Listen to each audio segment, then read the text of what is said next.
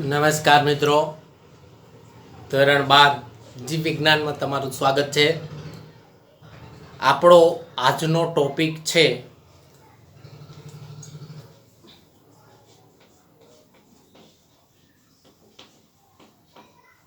ભારતમાં કૃષિનું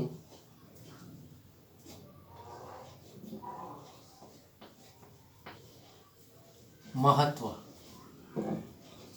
અને તેના માટે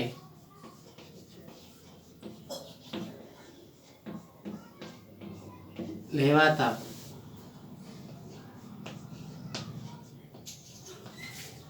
વિવિધ પાક.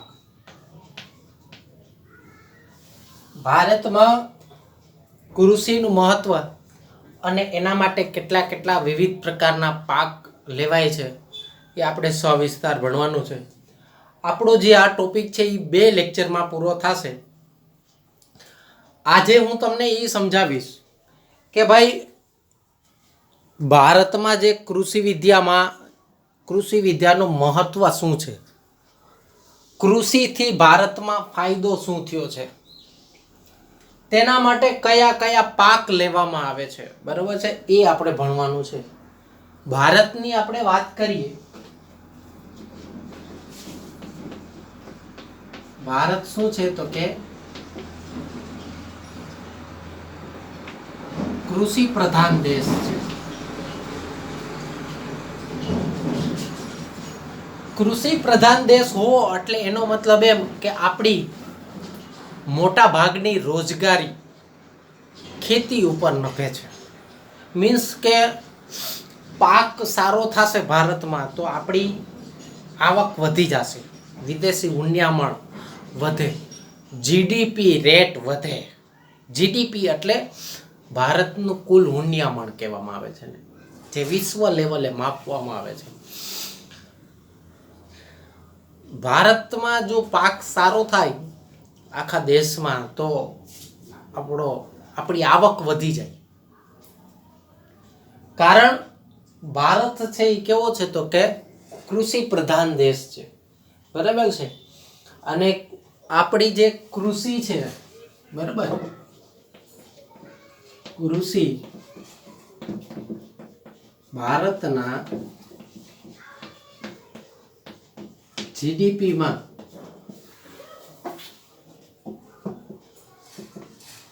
33% ભાગ ભજવે છે, બરાબર. એટલે કે ભારતની આવકનો મુખ્ય સ્ત્રોત એ આપણો કૃષિ છે, બરાબર. એનાથી આપણે આગળ વાત કરીએ તો વસ્તીના 62% લોકોને તે રોજગારી પૂરી પાડે છે, બરાબર.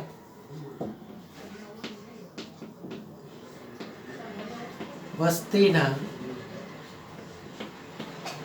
62% લોકોને રોજગારી પૂરી પાડે છે.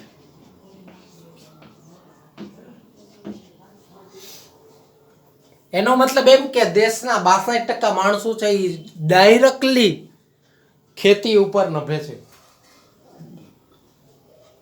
ઇનડાયરેક્ટલી કોણ નભે એ હું તમને કહી દઉં. દાખલા તરીકે જે લોકો દૂધના વ્યવસાય સાથે જોડાયેલા છે એ પણ ખેતી ઉપર નભે છે એમ કહેવાય, બરાબર. પછી આપણી શેર બજાર, સોની બજાર, આવી લગભગ બજારો પણ ખેતી ઉપર નભે છે. એ બધું ઇનડાયરેક્ટલી નભતું હોય. એટલે તમે ટોટલ ગ્રોસ કાઢો તો કોઈ બી માણસ છે એ ડાયરેક્ટલી કે ઇનડાયરેક્ટલી કૃષિ સાથે જોડાયેલો હોય છે, બરાબર છે. કારણ કે ભારતની વસ્તીના 62% લોકોને તે રોજગારી પૂરી પાડે છે, બરાબર છે. ભારતના 62% લોકો તો ખાલી સીધા જ ખેતી ઉપર નભે છે. ભારત જ્યારે આઝાદ થયો એટલે તમે એમ કહી શકો કે સ્વતંત્રતા પછી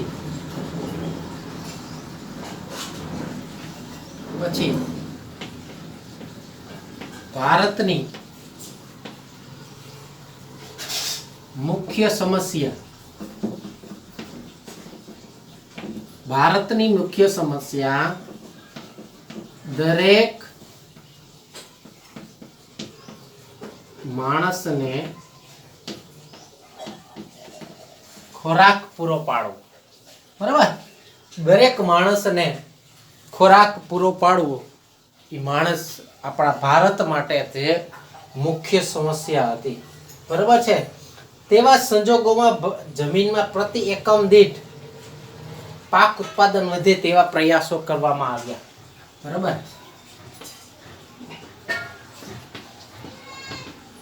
આવા સંજોગોમાં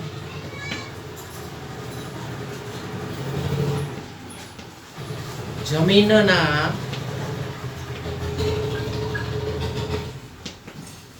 પ્રતિ એકમ દીઠ ઉત્પાદન વધે તેવા પ્રયાસો કરવામાં આવ્યા. આપણી પાસે જમીનની આવક, જમીન છે એ મર્યાદિત પ્રમાણમાં છે. કહેવાનો મતલબ એમ કે જેટલી જમીન છે, ઉપજાઉ જમીન, બરાબર, એટલી મર્યાદિત છે. અને ભારત જ્યારે આઝાદ થયો ત્યારથી અત્યાર સુધી તમે લઈ લો તો એ ઉપજાઉ જમીનમાં પણ ઘટાડો આવ્યો છે. બરાબર, ત્યાં મકાન, ફેક્ટરીઓ, બિલ્ડિંગો, રસ્તાઓ બનવા માંડ્યા છે. એટલે આ ઉપજાઉ જમીન ઘટતી જાય છે. જોજો, યાદ રાખજો, ઉપજાઉ જમીન ઘટતી જાય છે અને માણસની વસ્તીનું સ્તર છે એ ઊંચું જતું જાય છે. તો આવા સંજોગોમાં દરેક માણસને ખોરાક પૂરો પાડવો એ મોટામાં મોટી એક સમસ્યા છે. ભારત ખેતી પ્રધાન દેશ છે એટલે ભારતના માણસોને ખેતીથી અનાજ તો મળી રહેશે, પણ બીજી આપણને આવક થશે નહીં, વિદેશી આવક થશે નહીં. આપણું અનાજ જે બહાર જતું હતું વિશ્વ લેવલે એ હવે જઈ શકશે નહીં, કારણ કે આપણે જેટલું અનાજ ઉત્પન્ન કરીએ છીએ એટલું અનાજ તો અહીંયા વપરાઈ જશે. એટલે આપણી વિદેશી આવક છે એ ઘટી જશે. બરોબર છે. 1960ના ગાળામાં હરિયાળી ક્રાંતિ થઈ. બરાબર, 1960ના ગાળામાં શું થયું? હરિયાળી ક્રાંતિ થઈ.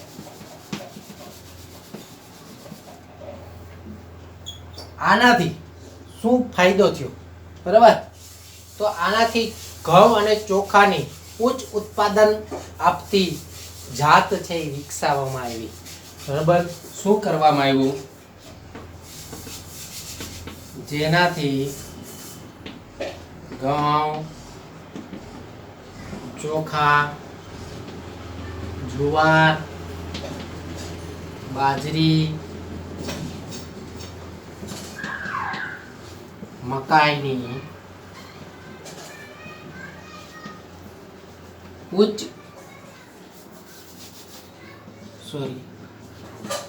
વધુ ઉત્પાદન આપતી જાત વિકસાવવામાં આવી. બરાબર, આનાથી શું કરવામાં આવ્યું? વધુ પોષણ આપતી જાતો આપણે વિકસાવવામાં આવી. બરાબર, એના પછી આપણે શું કર્યું? તો કે ભારતમાં ઘણી બધી ઉચ્ચ ઉત્પાદન વાળી સંકર જાતો બનાવવામાં આવી. બરાબર, વધુ ઉત્પાદન,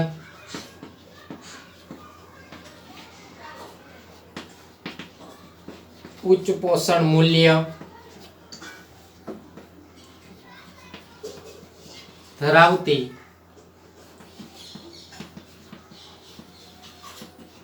સંકર જાતો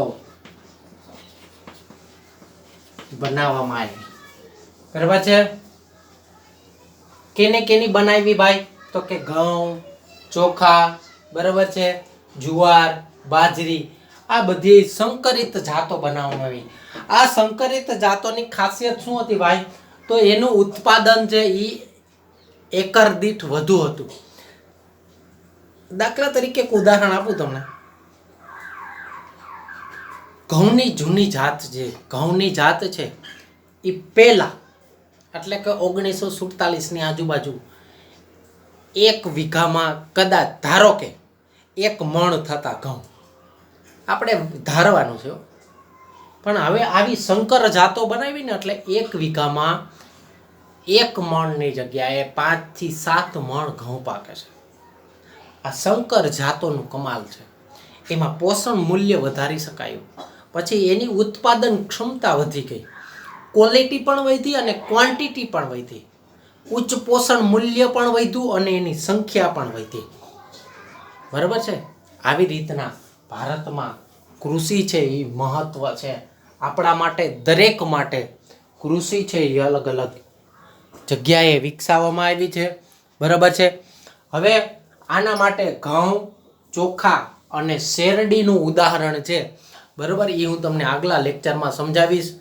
આગલા લેક્ચરમાં આ જ ટોપિક આપણે ભણશું, પણ એમાં ઉદાહરણ સહ ભણશું.